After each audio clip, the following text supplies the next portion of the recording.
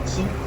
Now, as far as the rivers is concerned on the Broads, how big the Broads actually is in size. In fact, it's 303 square kilometres in size, and it's one of the biggest inland motorways in the UK.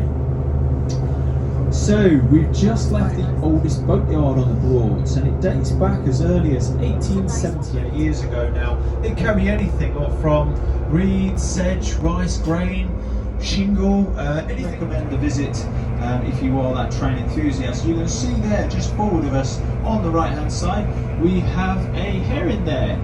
They're generally called hansers here on the Broads. Translates to hanser.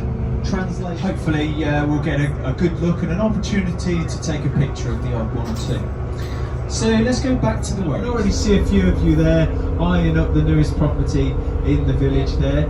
That property on the left hand side there is the newest. It's only about 4 years old, and a lot of these properties, they'll only last about 40 years before they start falling into disrepair.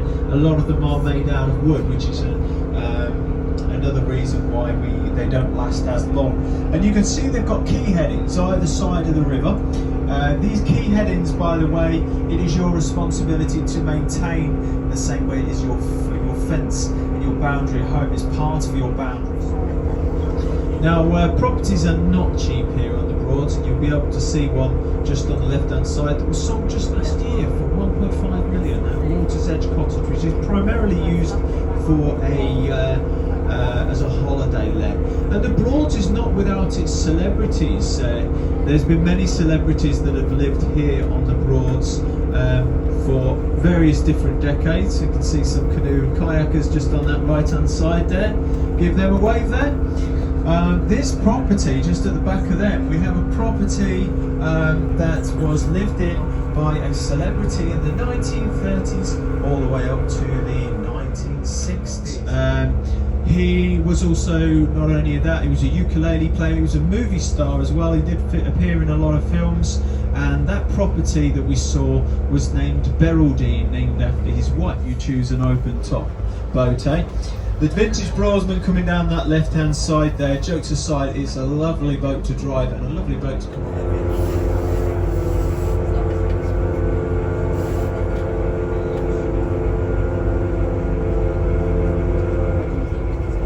There's anybody on board that remembers the coldest winter on record, 1963. Anybody remember it?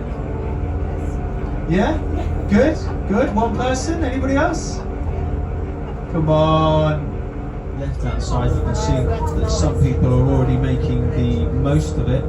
There is also a sandy beach as well. Now, the sandy beach here on the left hand side, the reason I like this beach is because that there are shaded areas for young children, and as well as the hot sunny areas as well. So if they do start to get a little bit hot, you can pop them straight into the shade. Sand and gravel. The sand and gravel was used for various projects all across Feathers. It took a group of ladies to campaign to save the green, and those group of ladies, not only was that quite an achievement, because back then they didn't even have the vote then, so that was an astonishing achievement, and eventually they would go on to form what we now know as the RSPB. Walk on land and make a fool out of themselves. The Great Crested Greens, they know their limits. That is now going to come down our right hand side. The beach, as I said, would have gone all the way along there, and that would have been the go-to place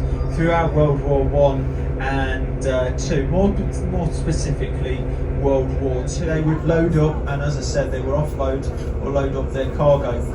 That was exciting times if you were a villager and you saw the Jenny Morgan flag from a distance. If you saw that coming into your local stave, that was it generally meant that money was going to be exchanging hands in the village. And of course, from a villager's point of view, that's where you could earn a bit of money as well, because a lot of the villagers, they'd have earned money from loading up and offloading their cargo. So that particular stave is actually owned by the Cater family. They would have drained the fields. You see, we've got another person waving us on that left-hand side. Everybody always wants to wave at you when you're on this boat, but when you get off it, no one wants anything to do with you. So the electric pumps will drain the water off. I'm going to end my commentary with a bit of information about the boat we find ourselves on. The dog's just sat there. That'd be Bentley.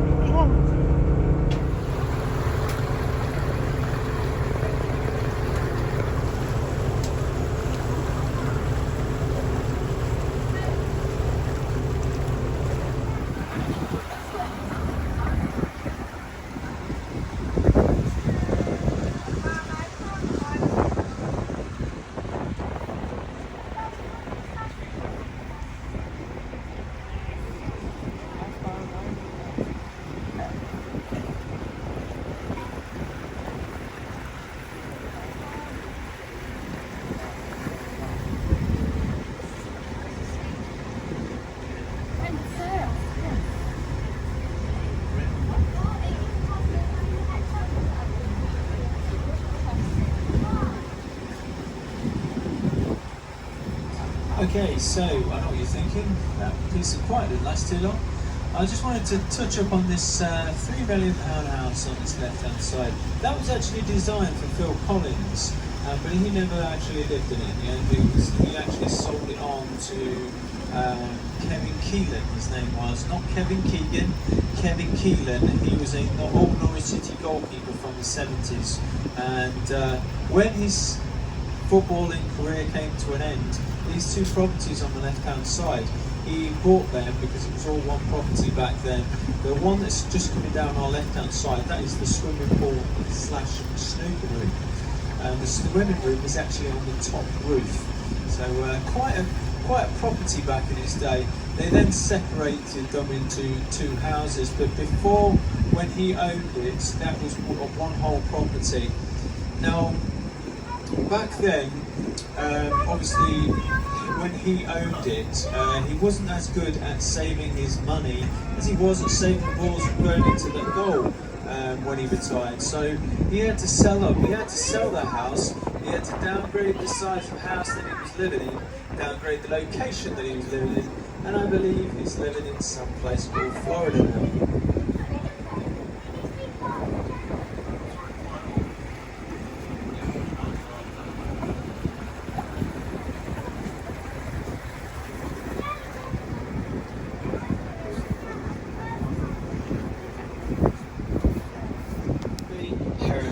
Now George actually purchased that property for as little as £2,000, which by nowadays money is next to nothing for a property.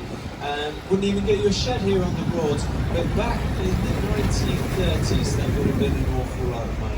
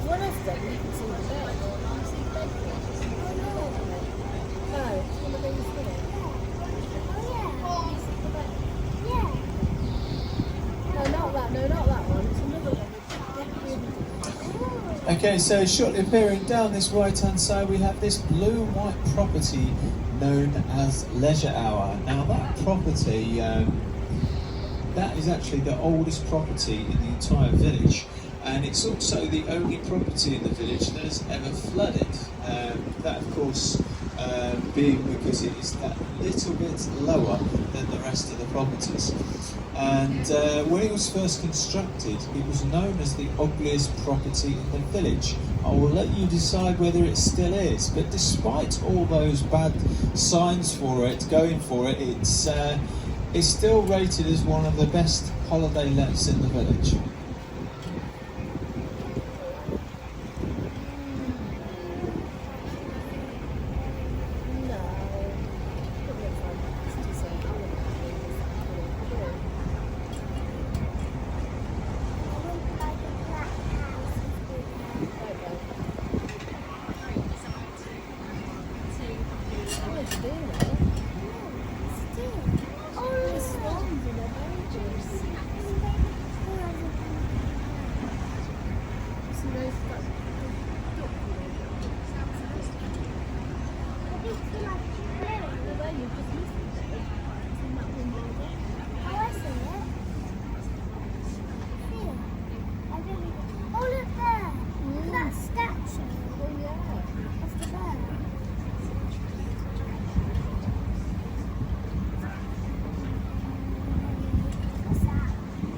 That's where they originate from. Yeah, that's right, Zimbabwe. They are not actually part of the goose family either, they are part of the duck family. Now the Egyptian goose, although they originated from Zimbabwe, they made their way up to Egypt, and the ancient Egyptians saw them as a sacred bird, which is why they got the name the Egyptian goose.